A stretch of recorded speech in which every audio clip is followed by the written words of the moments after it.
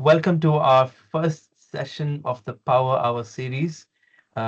We are really excited about this series. We are doing a series of 5 episodes, as you may have seen the posters for. My name is Isaac. I am a GP based in Swindon, and I am also the IMG support fellow for the trainees in the Southwest, GP trainees. And I have the pleasure of having Motaz with me, who is a near peer fellow. And I'm going to give it over to Motaz to tell us a little bit more about himself and his other roles, and then he will start the session. Please feel free to use the chat function if you have any questions, and we will try and get to them as much as we can. I will also keep interrupting Motaz when I have questions and comments to make. Hopefully that's okay with you, Motaz. Of course. And we will hopefully have a fruitful discussion on the ePortfolio. So, Motaz, over to you, and tell us about yourself. Right. Thank you very much, Isaac, for organizing this brilliant series. So my name is Motaz Abulaila. I am the IMG Near Peer Support Fellow for Plymouth. I also work as a salary GP in St. Neots Surgery. I work in acute GP, Derford Hospital, in addition to this post. Have quite a few interests. I am quite interested in minor ops and procedures, and also one of the biggest interests to me is point of care ultrasound, but that's a discussion for a different day. So today I would like to talk to you about ePortfolio and the way I look at ePortfolio as a trainee, and how I did this session obviously before with my cohort, and I thought it might be really helpful to share with you. So before I start, I just want to say that ideally, I like this kind of session to be interactive. I like it to have to. We usually do it like a whole session, like a couple of hours with a break in the middle, with a lot of chat, with a lot of interruption. But for the purpose of today, because it's going to be recorded and we only have like 45, 55 minutes, I will probably going to go through the concept of what I'm trying to explain. We will have some questions at the end, and I will allow Isaac to interrupt me to kind of like, make this kind of like podcast interview kind of thing going to get more interaction. And hopefully it will be easier for everybody also, for those who have it recorded to listen to as well. Okay, so let me just double check. Do you guys see my screen? Yes, we can see your Okay. screen. Yeah. So because I can't, so I'm going to be talking to the screen, so I want to be able to have a look at the chat. But please, Yeah. Isaac, if Yes. you can help me with that, that would be great. Is that all right? Absolutely. Absolutely. Yeah. Brilliant. So building your ePortfolio house. This is how I've always looked at the ePortfolio. It's not a task. It's not just something that you need to take books. It's a little bit bigger than that. And I want to, talk a little bit more about it. So this is the vision of ePortfolio. And for today, what we're going to talk about, we're just going to talk generally about what are the pillars of your GP training. You are starting a GP training, what you need to do to fulfill all the requirement of being an independent GP. A bit of introduction about the idea of the portfolio house, the elements of a sturdy house. You want this house to be safe and livable. There is some kind of scenario exercise. This one in real life, it will be way more interactive, but I will just touch on the idea that I want to deliver.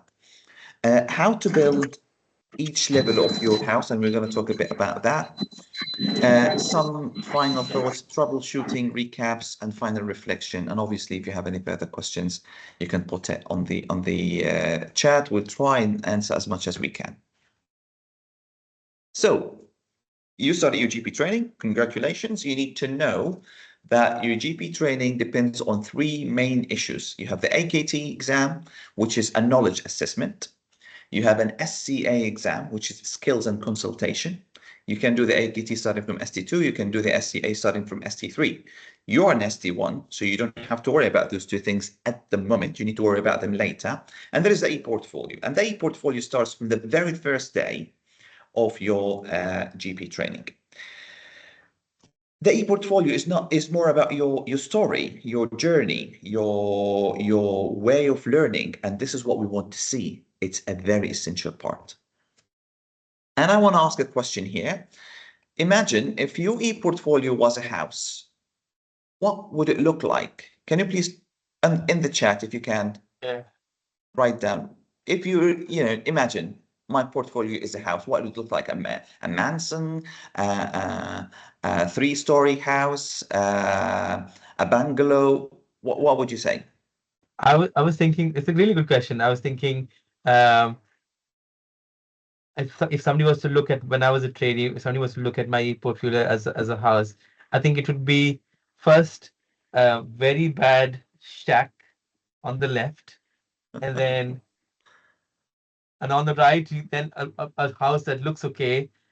That's my ST2 year, and then ST3, a much better looking bungalow is what I would imagine my house to Oh, be. fantastic. Somebody Yeah. says a cardboard house, right? A cardboard box right now, a hut.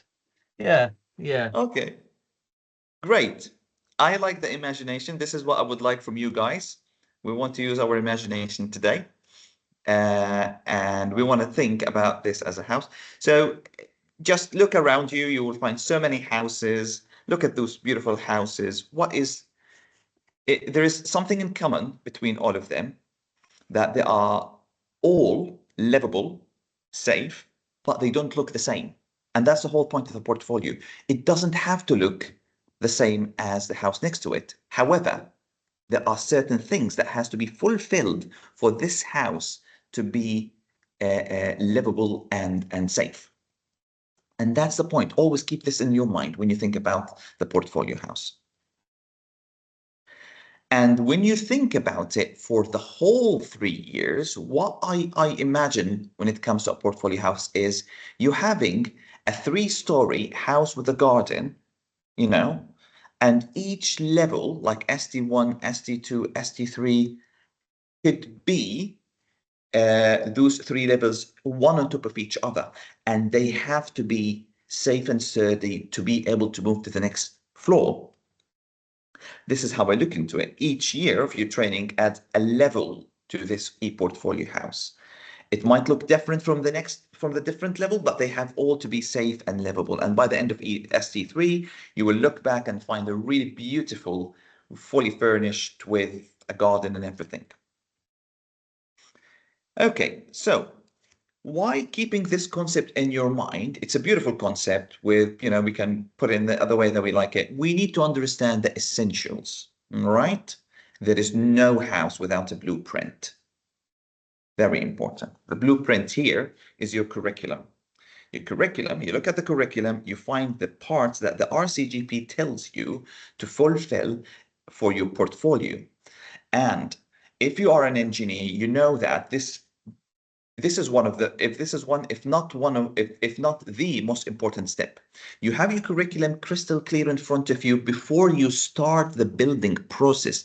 And this is one of the things that we sometimes, the challenges that we sometimes meet, that people start straight away writing in the portfolio without even looking at the curriculum. You don't know what you're covering. And this is very important.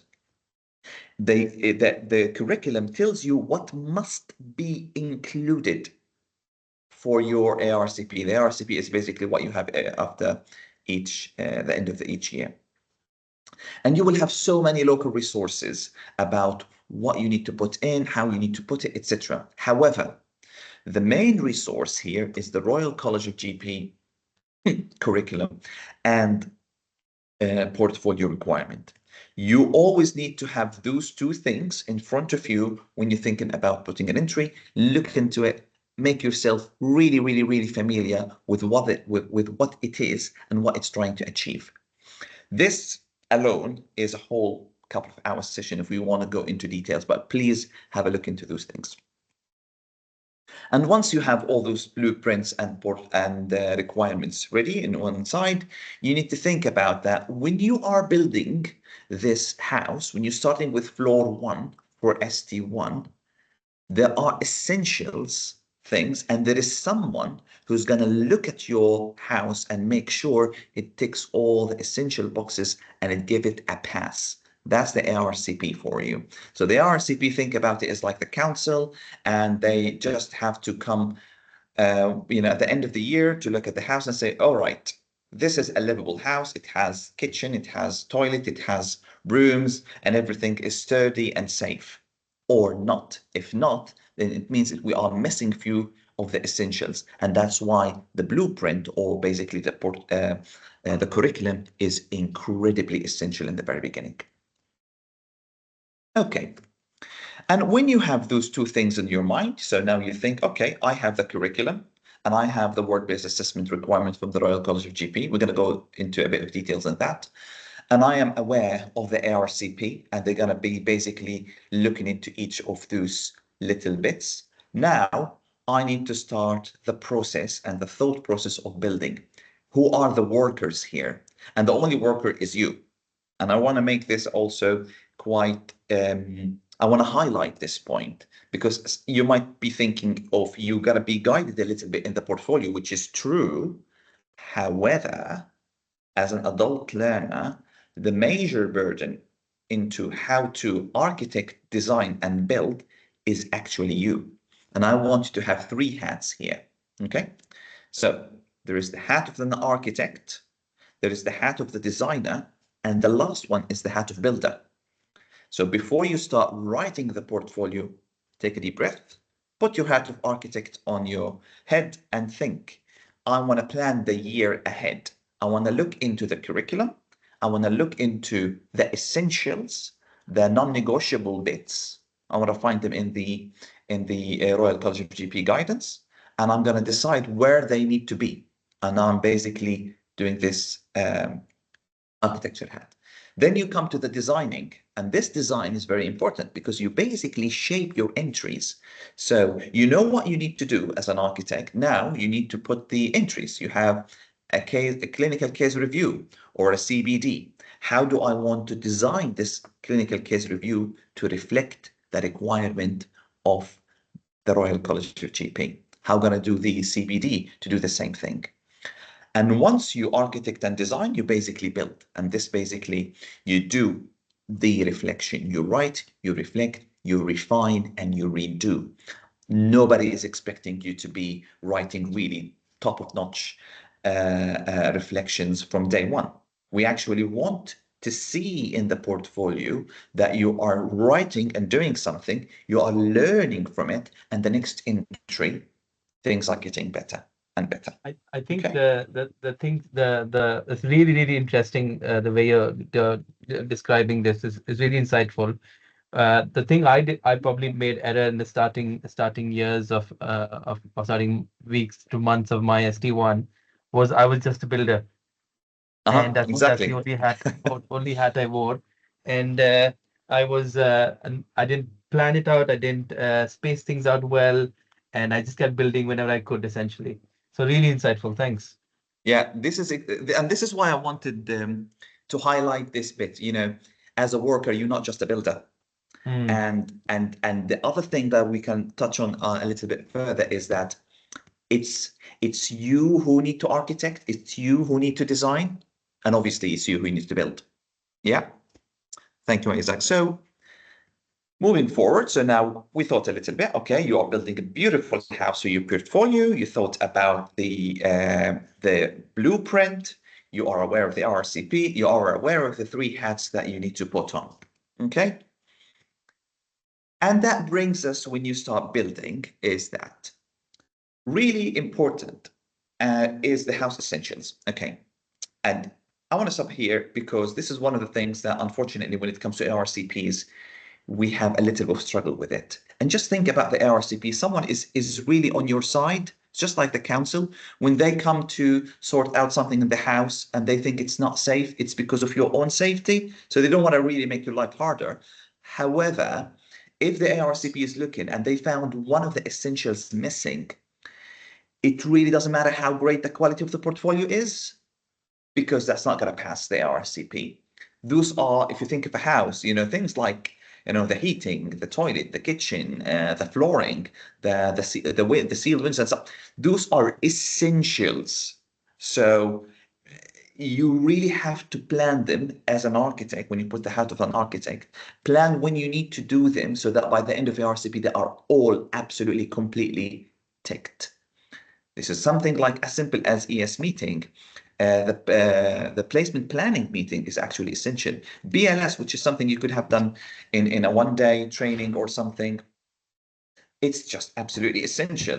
The safeguarding, the course of safeguarding is basically essential.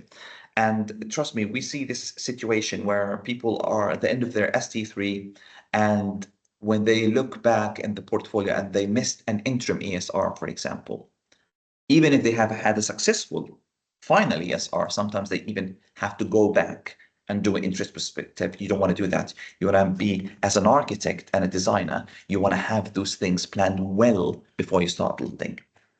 Okay? Essentials, always keep it in mind.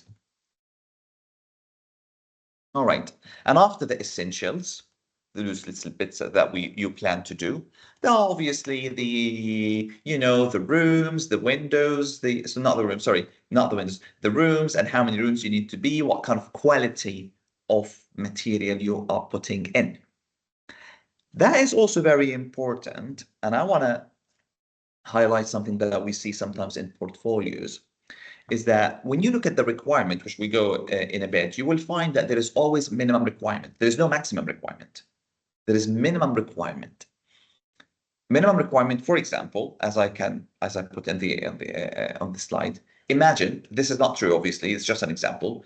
Imagine if you have 2 CBDs, 2 mini KICSs, and 10 clinical case review. This is your minimum requirement, okay? And you have 2 trainees, one who did only the minimum requirement in each section, the 2 and 2 and 10, okay? And they covered all the curriculum parts. Here we go. This is a guy who built a floor with the minimum livable situation required. Fantastic. You go to the RCP, you pass.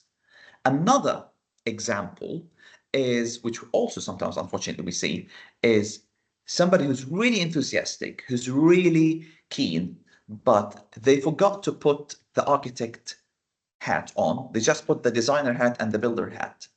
And they done 5 CBDs, 10 mini KICSs, and they are 2 clinical case review short. This guy is not going to pass the RCP. It's basically, I'm just putting an example here. It's basically having a kitchen with 4 microwaves, but with no stove or with no fridge. Like, yes, you really provided really good stuff, but you didn't provide the minimum requirement that makes this floor pass the ARCP. And that's why in the very beginning, I highlighted how incredibly important it is. Look at the curriculum of the Royal College, look at the requirement of the Royal College, and make sure you fulfill these things, and make sure you design the essentials. Okay? The other thing when it comes to the material of those entries is the quality. Okay? And I'm sure you guys, if you move to the UK, or if you moved from a different part of the UK, or even in your life experience, you must have looked at different houses. All of them are livable, all of them are safe, but you prefer one over the other. All those rooms are capacious. The quality of the walls are really great. The windows are very nice, the direction, etc. And that's the difference between a really, really good, rich entry and an okay entry. An entry that will be okay, but as an ARCP panel, when you see this really rich, nice entry, you'll just, you'll feel more satisfied with that. Really. I mean, I'm not saying that they don't meet the criteria, they do. But here you can put your character of how you would like to reflect of what you are showing your learning points, more or less, obviously. Okay. All right. All right. Sorry, I hear some echo in the voice. If I can ask, guys, if you can put your mic. I've done. Don't worry. Yeah, I've just muted. All right. Thank you. So, yeah. So we cover a few bits and pieces about the essentials of building the ePortfolio house, the hats that you need to put, the non-negotiables, the material, and the balance that is needed. This part, I usually do it as an exercise as well, but for the purpose of today, we're going to do it slightly different. Okay. And just if you read the case in hand, we have imagine this is a clinical case review, and just something I want to highlight that people sometimes miss and don't usually do it as we want it in the curriculum. Just imagine you have a 15-year-old who is asking for contraceptive pills. In the background, there is obesity and family history of DBT. Okay, so I'm just going to go and explain what happens and what I would like you to get from this point. So what usually happens, as Isaac said, when you have the builder hat on only, what happens is you see the patient, and after seeing the patient, you start writing a reflection on it. You feel like, and this is the usual classification that usually happens. It's like, okay, this is a 15 years old, so it fits in the case group of infant, children, and young people. It fits also in gender, reproductive, and sexual health because she is asking for contraception. That's a no-brainer. This is a very straightforward situation. And the curriculum area, you were like, okay, I think this is maintaining ethical approach because we're talking about a young lady who needs contraception. And also you think about the clinical management of what kind of contraception did I give based on her family history and the history of obesity, etc. Great. This is basically a very basic reflection. And in the reflection, you can write down what you have learned, what kind of different contraception, why you can give one and not giving the other, etc., etc., in the reflection. Okay. However, if you put your architect hat on and you know that, oh, tomorrow I'm going to see this patient in my GP placement, in that way, you'll be like, okay, before I start building, let's have a look at the blueprint, as we said in the beginning. You look at the blueprint, you look at the requirement, and you look at the curriculum, and you find, actually, I've already covered infant and children and young people. I've already covered reproductive and sexual health. I've already covered the maintaining ethical approach and clinical management. How can I extract learning objectives and learning outcome from this case? Here, if you have your architect hat on and the designer hat afterwards, so you start designing, how can I extract this information? So you see the patient the next day with a different mindset, thinking, all right, here I'm going to concentrate on population health and health promotion.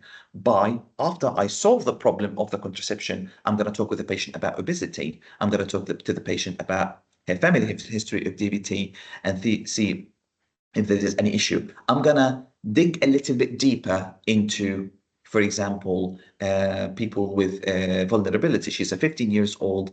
Dig a little bit. Is there any issues in the background that makes her feel a little bit vulnerable? You can dig deeper into the consultation to find out the missing things in your portfolio. You see, as an architect, you find out what is missing. As a designer, you design the consultation your own way to extract those learning points. And in the curriculum That's a area, really good way. Sorry to interrupt. It's a really good way to think about it. And I think what Motaz is essentially saying is it's almost you have to have like two views at the same time. So you're having like a bird's eye overview of what your portfolio requirements are at all times, while almost like a micro view of that particular case and what you actually learned from it. But if you have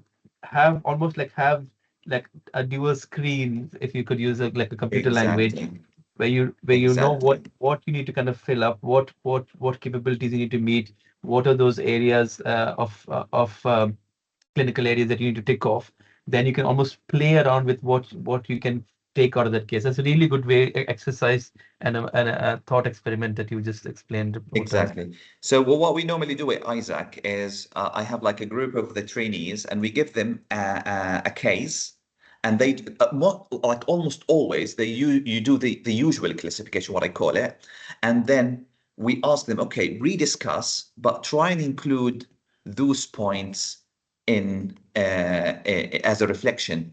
And then they start, oh, all right, so I have to think about the whole case completely differently.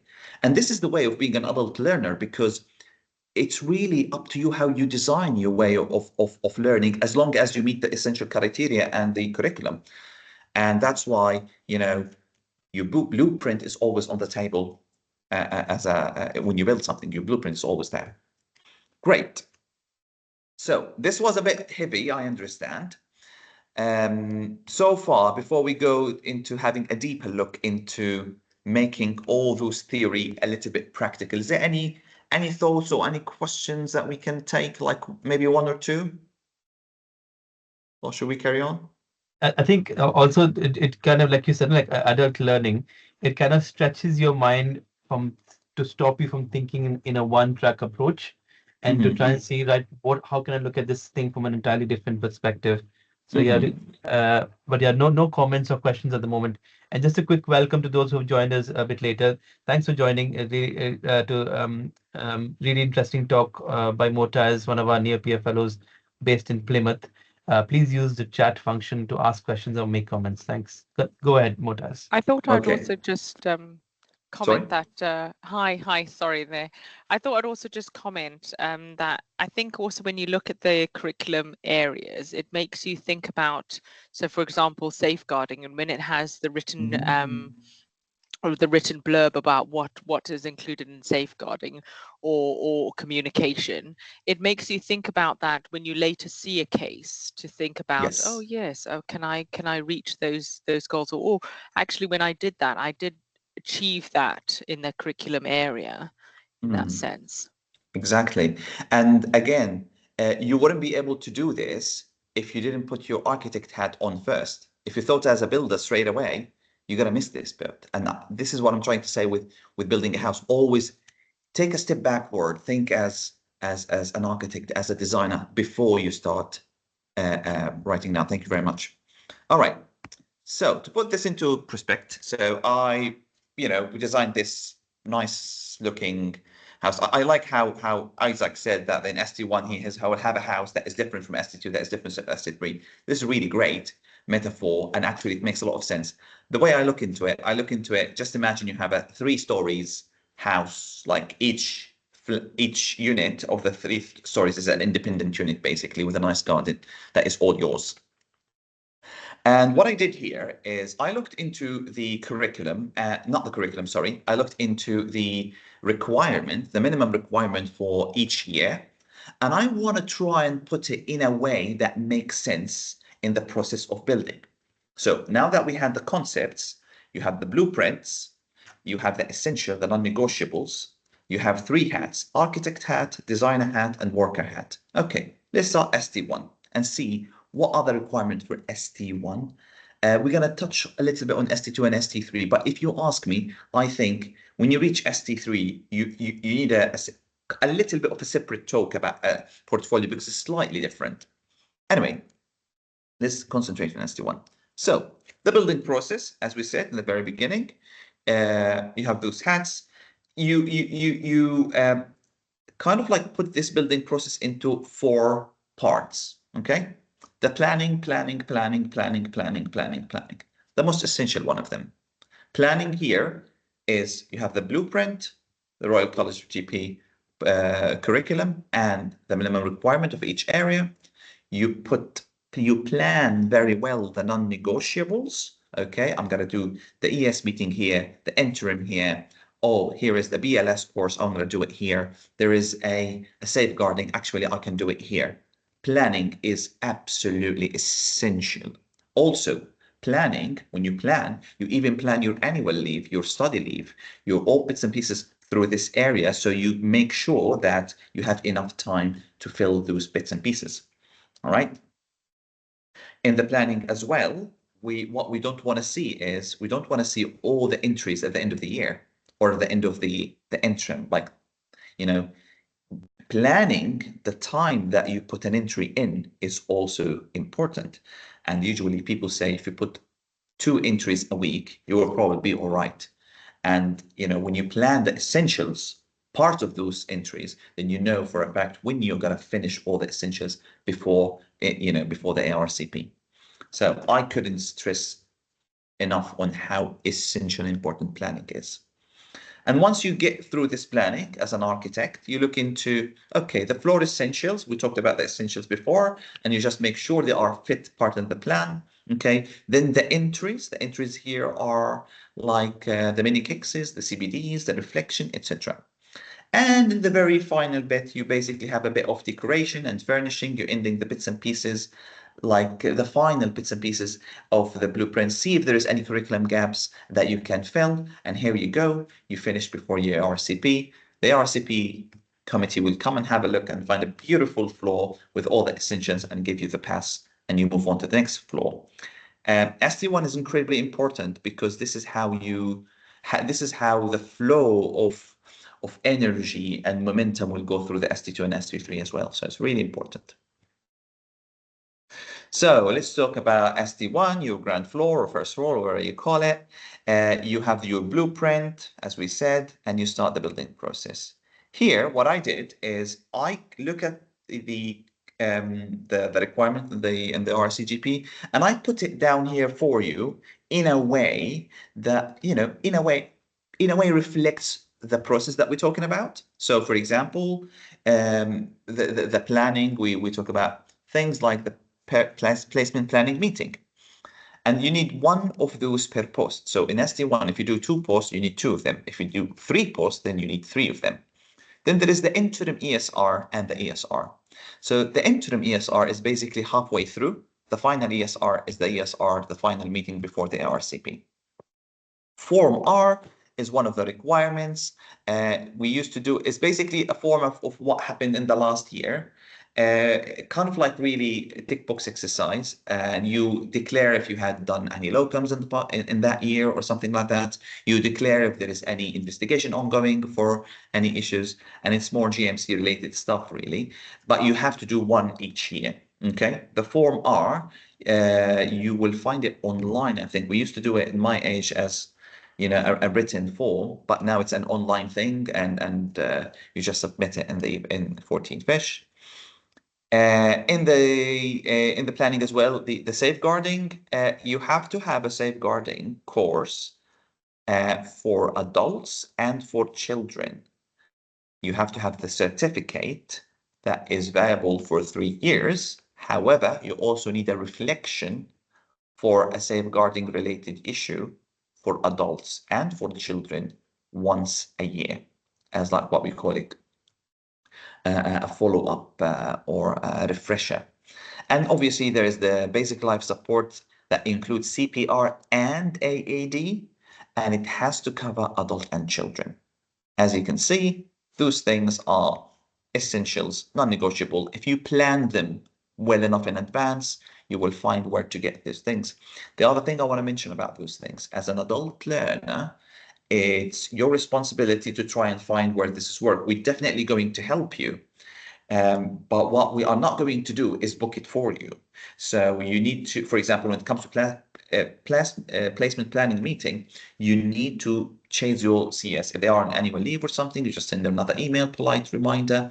When it comes to safeguarding and children, just start looking into where this can be provided. Either it is in the e-learning platforms, or your trust might be able to do it for like they do something in the trust or something like that. And obviously the BLS, almost all GP surgeries does a BLS. If you're not in GP and your education supervisor is in the GP surgery, you can talk to them and plan a study leave for that, plan all these kind of things in advance. But Okay. most secondary care trusts also, they run quite regular BLS sessions. So absolutely, you yeah. book it with your secondary. It's way more regular in secondary care. So I wouldn't expect to have difficulty doing it, but you really have to be proactive. All right. Then if we move to the next part, which is the essentials. So those are the minimum requirements of stuff that you need to put in. So you have 4 CBDs for ST1. CBD is a case-based discussion. You have 4 mini cases in ST1, clinical exercise, and you have obviously clinical supervisor report, and you have the SIPS. The SIPS is basically examination.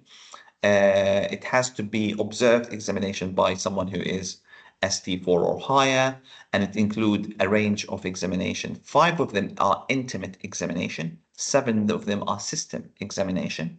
The 5 intimate ones are essential. You have to cover them. But the reason I put it on and I put a line under it is it's not really only for ST1. Those 5, you can do them as across the whole training from ST1 to ST3s. Okay. Then you go to your entries, the rooms and the walls and stuff. And as we talked before, the quality of your logs, the quality of the case review, clinical case review is really up to you. The richness of your reflection is up to you. And this is the difference of a really nice, well aerated room, a room that only meets the minimum essentials. And obviously you do the steps as per the post as we mentioned here.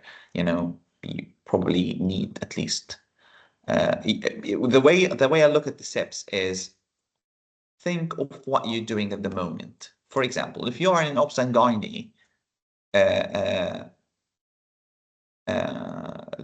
job and you have few months for this job, think about what can you do the best out of it here. And obviously you can sign off with the supervision of a consultant in one of the clinics. You can sign off a vaginal examination. You can sign off a speculum examination. If you can do it, why not? Just do it. And obviously, before the final bits and pieces here, there is the learning event analysis, there is the QIA and the QIP, but QIP is mainly if you are in GP. So if you're not in GP, don't worry about it in SD1. And obviously, you think about the future, think that the personal development plans for the next year. And every time you go through your portfolio, have a look at this ground level, have a look at the whole thing with your curriculum blueprint on hand. And look, before you go to the next one, before you go to the next CBD, before you go to the next SIPs, before you go to the next clinical case review, what are the missing part in my portfolio that I need to find, and how can I design this entry to fulfill those reflections? Okay. By the end of SD1, you will have a functional ground floor house, safe, with rooms and essentials. RCP will come and have a look, and you're like, okay, tick all the boxes, this one and this one and this one and this one, and off you go. You go to the next floor. I think it's only fair to see if there's any questions about SD1s before we move on. What do you think, Isaac? So still no questions in the chat. Lovely. I like that. I think you've built quite a good. Oh, that's a good question. Sorry, I attended late. I'm unsure if I missed this. How to add capabilities after doing e-learning? Sorry, what? How to? So there's a question that says, how do I add capabilities after doing e-learning? That's the Yes. first question. How and how to say about my capabilities? Is it not I have demonstrated this capability, or is it I will demonstrate this capability? Thank you. Oh, okay. So sorry, go ahead. I'll let you answer first, and I can comment So on the that. way I understand it is like if you do an e-learning, how you demonstrate capability, and this is the linking process. So when you put an entry, there is a part of the ePortfolio that allows additional supportive entries, and that you know, if it is not a clinical case review or a mini case or a CBD, this is basically the right place where you can put it on ePortfolio in FourteenFish. I think it's additional supportive documents or something like that.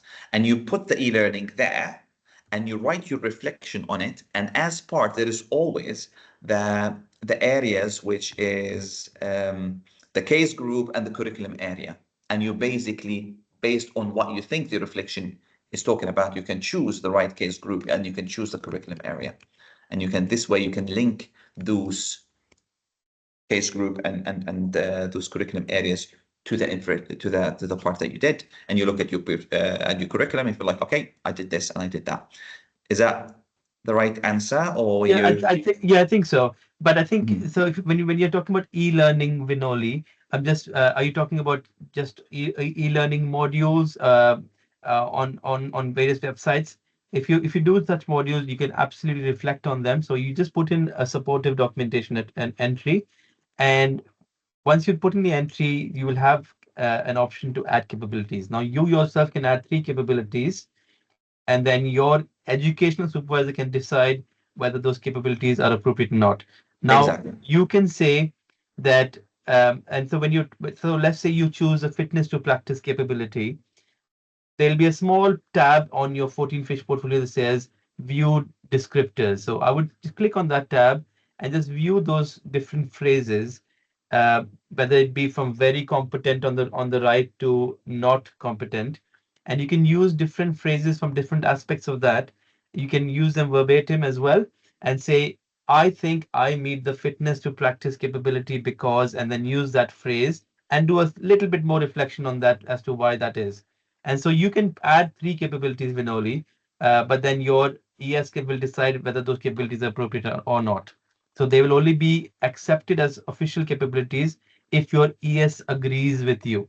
Sometimes your ES might not agree with you and they might put a different capability altogether. Yes. So that is between you and your ES Yeah. for to see. Once you start Exactly. putting entries in, you'll know what your ES likes. You'll know what it is to actually meet a capability. But for now, in the early stages, absolutely make those mistakes and you'll learn as we go Certainly. along. Yeah. There's another question from Ahmed that says, would the MSF count for both ePortfolio and revalidation, or do we need to do both separately?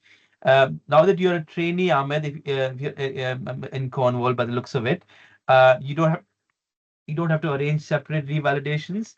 Your ARCPs are essentially your yearly appraisals or revalidation. If by revalidation you mean your GMC revalidation, that's separate. That's once, is it once in 5 years, isn't it, Motaz? Yes, it is. But Mhm. also, as a trainee, you don't have to worry about appraisal Yeah. and revalidation at this stage at all. All what you No. do at the moment is part of your appraisal, is part of your revalidation. And after you finish your training, it is there is like it is kind of looked at as if you have done a round of revalidation. So Yeah. don't worry about redoing this outside of the 14 fish. It's basically, this is the 14 fish covers that. Yes, and to answer your last question, Ahmed, yes. So you don't need to do any other appraisal apart from your regular ARCPs. Brilliant. Okay, fine. So as you can guys see, if we dig deeper in each part of the portfolio, literally this will take us a few sessions, or by session I think half days. But in this talk, as you can see, I'm concentrating in the planning process and the concept of having like some sort of oversight over what you're doing before you start writing down. Make sure everything is planned as you would plan and build a house. But I'm really keen for those questions. Please keep them going, and we will talk about how you can reach us later for more questions. Okay, so once you have done all the bits and pieces for your ST1, you move on to your ST2. And if you've done your ST1 sturdy, if you have a sturdy first floor, you're probably going to be having an easier second and third floor. I really think some people think the most important ARCP is ST3. I disagree. I think the most important ARCP is your ST1.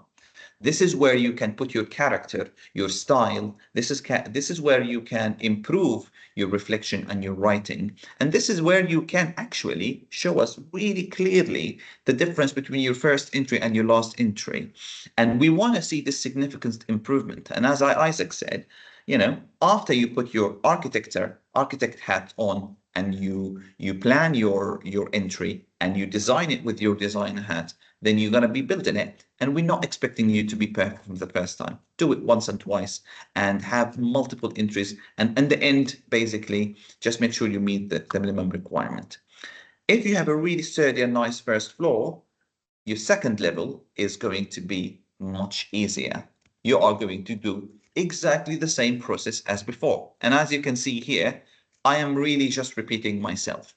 You do the structural checks and planning in the beginning. You do the floor essentials. You might find some little changes with the amount of mini cases or CBDs or or clinical case reviews. However, it's not really significantly changed between ST1 and ST2. I really think your ST2 is one of the most important years because you have the momentum of ST1 portfolio, so you're not going to have a lot of trouble.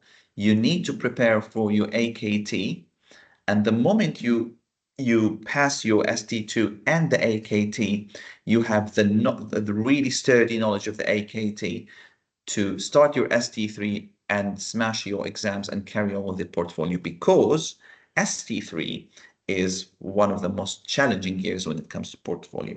So as you can see here, there isn't really much change. It's basically copying and pasting stuff from the the RCGP website about the minimum requirement of ST2. That doesn't really, it's not really much difference. The only thing here is if you haven't done your quality improvement project in ST1, if you are doing GP in ST1, you could just do in ST2 if you are doing because almost always you are doing GP in ST2. Okay, the top floor and the garden and everything else in ST3 is a little bit more challenging.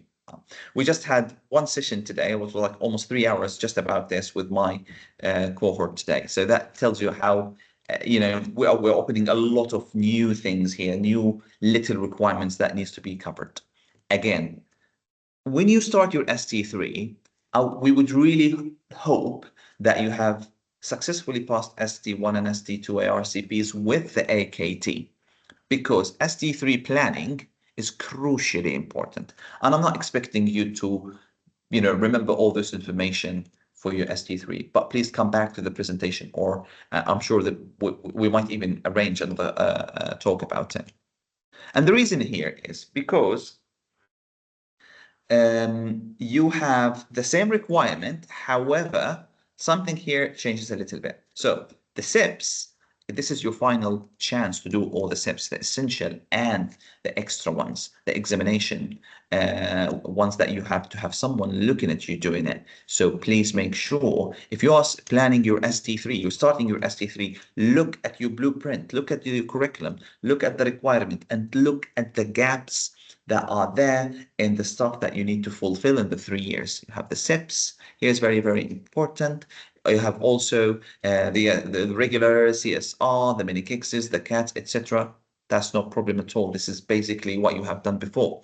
But here, it's very important to make sure that the SIPs are completely fulfilled. There are a few more stuff that you need to do here in ST3. So the learning logs are a bit, you have slightly more learning logs than usual, than ST1 and ST2. You have a patient satisfaction questionnaire. So like as Ahmed said in his question, he was asking about revalidation. If you think about revalidation, you need to have a patient satisfaction questionnaire at least once every 5 years. That's your chance to do it in ST3. So you need this one, which takes a little bit of time and effort, talking to patients and making sure they fill it. I think you need at least 40. You need multi-source feedback, just like how you did before, but you need another multi-source feedback. We call it leadership multi-source feedback. So you have 2 multi-source feedback. And there is also the prescribing activity, prescribing assessment. And prescribing assessment is something that you can only do in ST3. We can go in details about it, but I don't think you need it at the moment. Generally speaking, what you need here, you need to look at 50 prescriptions that you have done in primary care in your GP placement as an ST3. You need to reflect on those 50 prescriptions, see what you have done all right, what you have learned from each one of them. Your education supervisor is going to pick up 20 of those 50 after you've done the reflection, and they will have some sort of a tutorial and meeting with you and reflect on them together. As you can see, this is a lot of work. And if you haven't planned this properly in the beginning of your ST3, knowing that you're going to do another exam as well, then that might be a little bit of trouble. There is also in ST3, obviously the quality improvement activity that you have to do every year, but there's also the leadership activity, slightly different. And we have so many questions about it, but what we always say is try and keep it simple. You need to show some sort of leadership in the surgery by, governing a meeting or doing a little project. I don't know, some guiding some kind of like a leading some kind of like a leaflet for certain diseases that you have designed, or worked a little bit on the website, or did this and that, and you need to show this to the surgery you work in, and based on that, and this is what we tell people, you do the MSF leadership so that they can see what kind of leadership qualities that you have shown on this leadership activity. Again, don't have to worry about all those complicated little things. However, if you are planning your portfolio as a house, you know that by the beginning of ST3, I need to think about all those details. And if I really want to have time in ST3 to enjoy my ST3 year, I really need to have fulfilled everything I need in ST1 and ST2. And this is why I'm talking about something like the SIPs, for example, because imagine if by the beginning of ST3, you have covered all the 12 SIPs, the essential and the non-essential ones. You will have then enough time to look into other stuff compared to your other colleague who didn't worry about the SIPs for ST1. He didn't plan the SIPs for ST1 and ST2. And he now finding himself in ST3, he needs to do 12 SIPs where he is observed by his supervisor, which can be really difficult. You see? So, yeah, I think that's a really important point. Sorry to interrupt you, Motaz, but it's a really important point that I would also stress and harp upon. And I'm sure in your various inductions you've had so far, starting from the pre-induction all the way till now, we've talked about the portfolio again and again and again, is because we really need you to think about not overloading your ST3 year. But yeah, go ahead. We have about 8 minutes left. Yeah, go ahead, Okay, no Motaz. problem. Yeah. Yeah, exactly. I think if I want to come out with one thing from this talk is always plan ahead. There is no house built without an architect and a designer, and that is exactly how you need to look at your portfolio. If you have done all those bits, you're gonna pass your RCP, and this is an amazing feeling. You have done amazing effort. You have this beautiful house, and you can go back to it, by the way, and look into it and look into your previous learning points. Amazing feeling. And the troubleshooting that I would like to mention here is pretty much what we already discussed, but I really think I'm trying to get, the essence of the talk is that when it comes to technical issues, always remember you are an adult learner. You are the architect, you are the designer, and you are the builder. And you will face some problems, just like any house is built, we face some problems. Sometimes the weather is not great.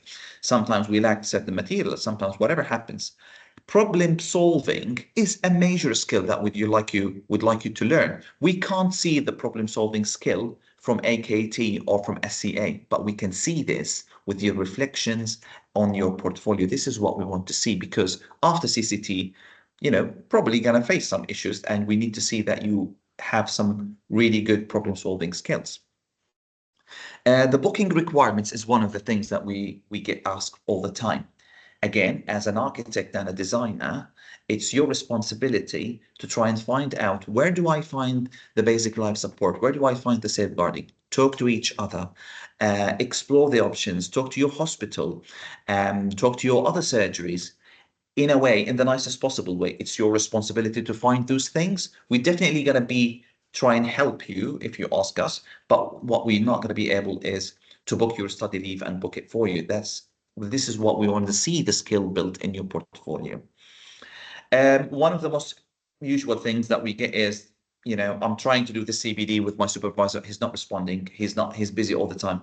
That's fine. People get busy, but you use your problem solving skills and try and, politely remind them in a week time. Those supervisors are incredibly busy, and as much as they want to help you, you want also to, plan things ahead rather than just popping up with a 5 minutes notice to have a case-based discussion.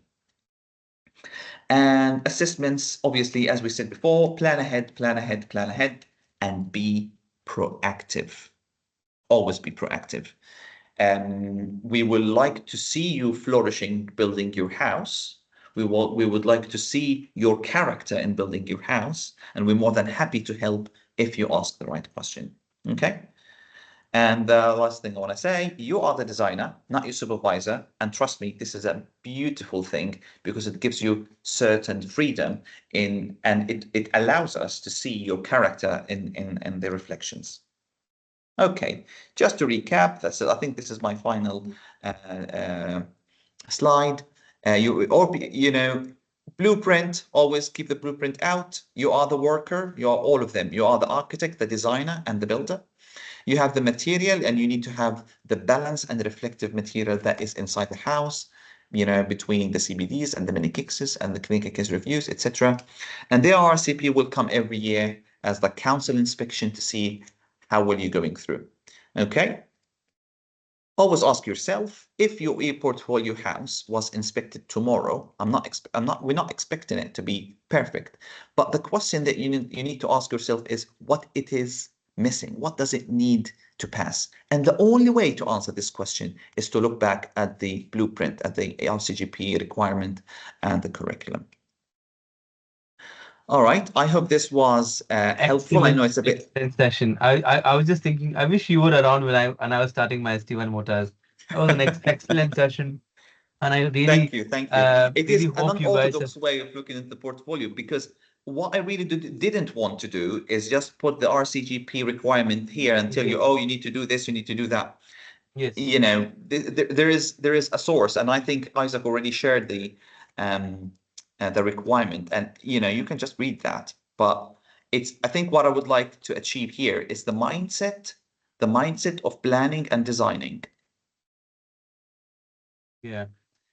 Thanks, honestly, excellent session. I'm Thank really you so much, envious Isaac. of all of you who joined, and we're glad that you have as well, that you have attended this session.